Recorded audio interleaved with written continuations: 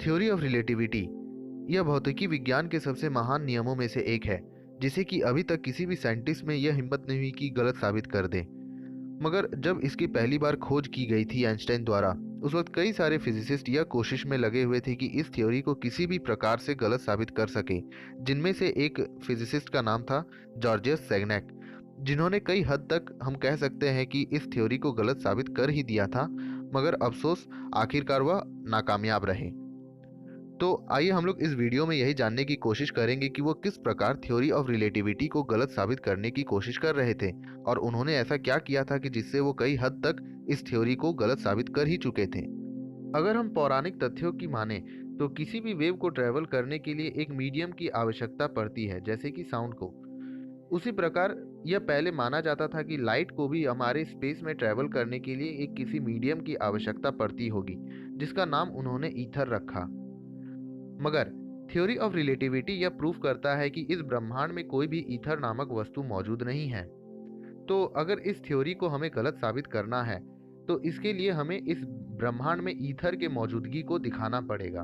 तो इसी कोशिश में जॉर्जियस सेगनेक ने एक एक्सपेरिमेंट किया, जिसके अनुसार उन्होंने यह बताने का कोशिश किया या फिर प्रूफ करने का कोशिश किया कि इस ब्रह्मांड में ईथर मौजूद है। तो आइए देखते हैं कि उन्होंने इस एक्सपेरिमेंट में ऐसा क्या किया था जिसके द्वारा उन्होंने ईथर का पता लगाया था।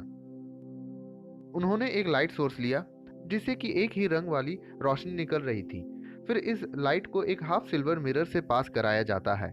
यह हाफ सिल्वर मिरर इस रोशनी को दो हिस्सों में बांट देता है। तो इस दोनों रोशनी को हम लोग कुछ मिरर के द्वारा रिफ्लेक्ट कराते हैं, मगर इन्हें हम लोग इस प्रकार रिफ्लेक्ट कराते हैं कि यह दोनों रोशनी फिर से जाकर के हाफ सिल्वर मिरर में मिल जाए और फिर यह दोनों बीम एक साथ होकर के हमें एक सिंगल लाइट दे, जिसे कि हम लोग डिटेक्टर में डिटेक्ट करते हैं, जिसमें कि हमें कुछ इंटरफेरेंस पैटर्न्स दिखने को मिलते हैं। बाद में उन्होंने अपने इस एक्सपेरिमेंट को फिर से दोहराया, लेकिन इस बार अंतर इतना था कि उन्होंने अपने पूरे एपेरेटस को एक कांस्टेंट एंगुलर वेलोसिटी दिया हुआ था, जिसके कारण कि पूरा एपेरेटस घूम रहा था। तो इसके कारण उन्होंने डिटेक्टर पर जो इंटरफेरेंस पैटर्न डिटेक्ट किया वह पिछले वाले एक्सपेरिमेंट के मुकाबले कुछ अलग था। तो इससे उन्होंने कुछ ऑब्जर्वेशंस किए और उसके अनुसार उन्होंने कहा कि शायद इस ब्रह्मांड में ईथर मौजूद है।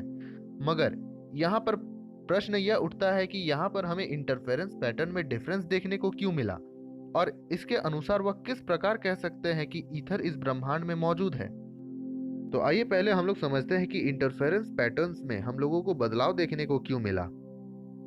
अगर आप पहले वाले केस को देखें तो उस केस में डिटेक्टर तक दोनों रोशनी की किरणें एक साथ पहुंच रही थी, जिसके कारण हमें कुछ और इंटरफेरेंस पैटर्न देखने को मिला।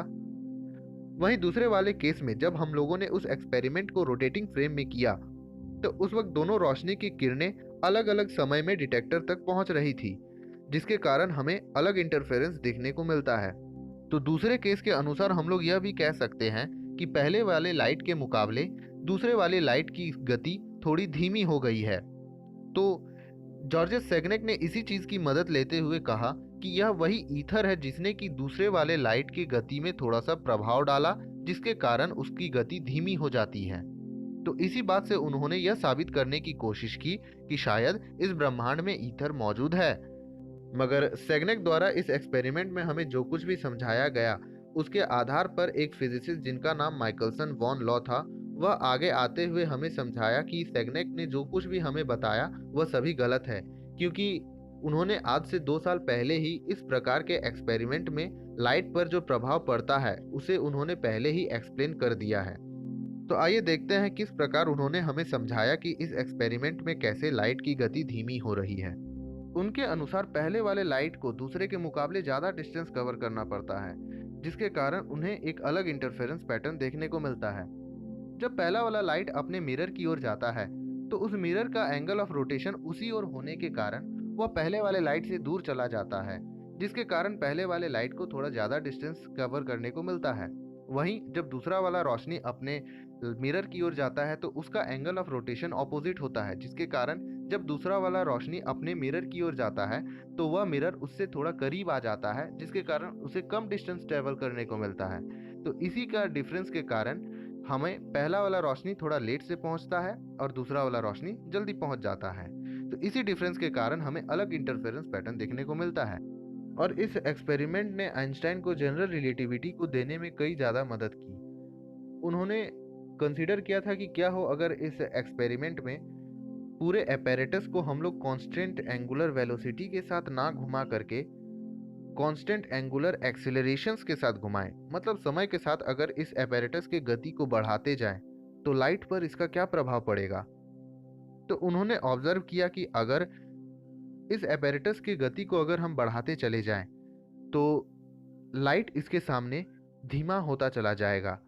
मतलब कि जब यह एपेरेटस बहुत ज़्यादा स्पीड में घूमेगा तो हम लोग कह सकते हैं कि यह एक ग्रेविटेशनल पुल जनरेट करता है जिसके सामने लाइट की गति धीमी हो जाती है। तो इसी के साथ आज के लिए बस इतना ही। अगर आपको लगे कि आज का यह वीडियो अच्छा था तो प्लीज़ इस वीडियो को लाइक करें। और जाने से पहले आप सभी को बहुत बहुत शुक्रिया मेरे 400 सब्सक्राइबर्स पूरा करने के लिए। और अगर आपको लगता है कि मेरे कंटेंट अच्छे रहते हैं तो मेरे वीडियोस को शेयर कर दें और मेरे चैनल को ज़रूर से ज़रूर सब्सक्राइब करें। So at last, thank you for watching.